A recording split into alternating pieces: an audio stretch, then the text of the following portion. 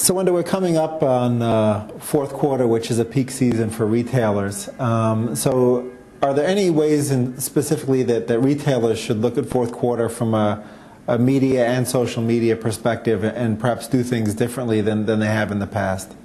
I think it's very much along the lines of what we were talking about, is that I think when you look at social media, it really can't be through the classic advertising eye. It has to be much more through a conversational proposition, and I think that, from a retailer standpoint, you want to find ways that the consumer wants to talk about you and maybe some of the products that you have to offer. So I think leveraging certainly leveraging blogs and finding those brand advocates for some of the things that you're selling, if not for your own retail establishment, is going to be very important. But you do need to be the conversation. You just can't disrupt it, to try to sell your product.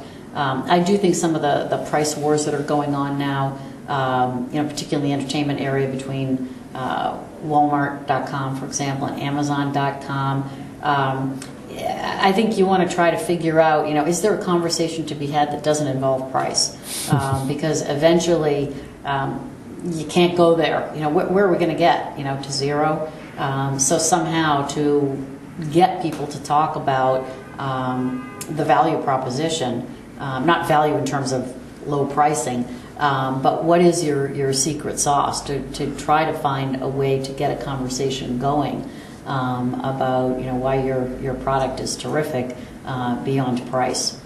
So should those retailers try to learn from or emulate the success stories that we hear about, like Zappos and Dell with their Dell Outlet Twitter I think feeds? Anybody who wants to emulate Zappos, wow, if I could figure out how to do it, wow, why not? I think they've been absolutely brilliant. Sure, that's a great model.